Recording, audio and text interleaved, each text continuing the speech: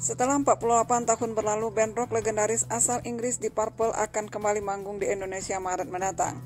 Konser yang akan digelar di Solo nanti juga akan menghadirkan God Bless sebagai band pembuka.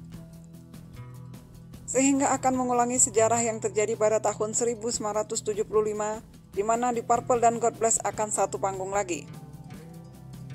Konser Deep Purple pada tahun 1975 diadakan di Stadion Utama Senayan, Jakarta. Kedatangan Deep Purple ke Indonesia saat itu merupakan bagian dari tur mereka di sejumlah negara seperti Selandia Baru, Australia, dan Jepang. Hadirnya Deep Purple disambut antusias masyarakat Indonesia. Jadwal konser diadakan pada tanggal 4 dan 5 Desember 1975. Semua tiket ludes terjual. Dari harga tiket 1.000 sampai harga tiket 7.500 semuanya habis terjual. Rombongan Deep Purple tiba di Indonesia pada 3 Desember. Mereka menaiki pesawat Boeing 707. Formasi Deep Purple saat datang ke Indonesia di tahun 1975 adalah David pada vokal, Tommy pada gitar, Glenn Hughes pada bass, John Lott pada keyboard, dan Ian Paice pada drum. Seluruh personil dan sejumlah kru mendarat mulus di Bandar Udara Kemayoran, Jakarta. Deep Purple berhasil didatangkan ke Indonesia atas rayuan dari Denny Sabri yang merupakan editor luar negeri majalah Aktuil. Dan Deep Purple lah satu-satunya band terbesar yang pertama kali manggung ke Indonesia. Jadi tak heran kalau konser mereka dipadati anak muda kala itu. Deep Purple adalah band rock paling tenar di dunia, bahkan mengalahkan Led Zeppelin pada masa itu. Penonton di hari pertama pada tanggal 4 Desember 1975 mencapai 60.000 lebih. Deep Purple menyihir penonton dengan lagu-lagu dari album terdahulu mereka seperti lagu Smoke on the Water, Lazy, Highway Star, dan lagu-lagu lainnya.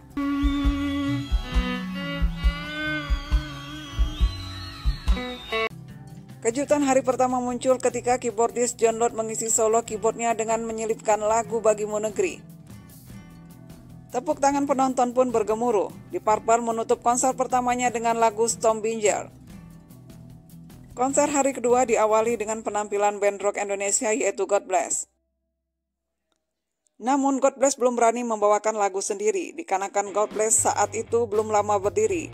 God Bless baru 2 tahun terbentuk. Di hari pertama mereka gagal tampil karena masalah peralatan musik yang tidak memadai. Di hari kedua barulah God Bless tampil. Mereka bermain cukup bagus walaupun peralatan musik jauh lebih sederhana ketimbang Deep Purple.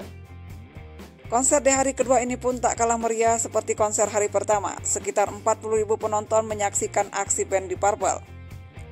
Di hari kedua, Deep Purple kembali memberikan kejutan bagi penonton. John Lott menampilkan solo keyboardnya dalam lagu yang tak asing lagi bagi pendengar Indonesia lewat lagu Burung Kakak Tua. Selama 2 hari manggung di Indonesia, Deep Purple mengaku takjub dengan sambutan masyarakat Indonesia yang dianggap sangat fantastis. Tapi di balik konser tersebut meninggalkan cerita dan duka bagi seluruh personel Deep Purple, kru penyelenggara, dan juga penonton. Dalam konser ini timbul kerucuhan karena jumlah penonton tak berkarcis lebih banyak. Kursi di VIP A bahkan sudah dipenuhi manusia. Pagar pembatas jebol. Dari sisi selatan, ratusan manusia menyerbu ke tengah lapangan. Saat Deep Purple menyanyikan lagu Smoke on the Water, para penonton di VIP A mulai destruktif. Polisi pun mengusir kerumunan dengan anjing. Lengkingan dan jeritan sampai terdengar di luar stadion. Petugas keamanan tampaknya kurang mampu menanggulangi mereka yang berbuat anarkis, seperti tampak membiarkan saja, atau karena petugas lebih menjaga barang-barang milik Deep Purple yang memang berharga. Polisi sempat menembakkan peluru karet ke sejumlah penonton. Kerusakan fasilitas Stadion Senayan mencapai 2,5 juta rupiah. Mungkin orang menyangka bahwa penyelenggaraan konser ini bisa meraup keuntungan besar dari 50.000 penonton yang hadir dalam 2 malam konser tersebut. Sukses dalam atraksi show memang tidak diragukan lagi oleh semua pihak, tetapi dari segi komersil memang sudah diperhitungkan sebelumnya. Bahwa penyelenggaraan yang kurang matang ini tidak akan berhasil baik, dalam kata lain bisa dibilang panitia merugi. Tapi bagi pihak Aktuil tidak merasakan kerugian itu, karena memang tujuan semula mengundang Deep Purple adalah semata-mata merupakan dedikasi Aktuil bagi pencinta musik keras di tanah air. Denny Sabri selaku editor majalah Aktuil melakukan bujukan bertubi-tubi kepada Deep Purple agar mau mampir ke Indonesia dengan tarif seminimal mungkin dan atraksi konser yang tentunya tidak lengkap dan penuh seperti di konser-konser negara lain.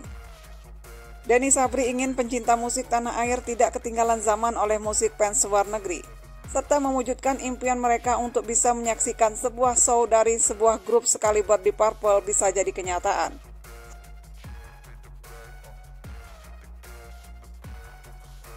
Berikut rincian perhitungan penyelenggaraan konser Deep Purple dari majalah Aktuil.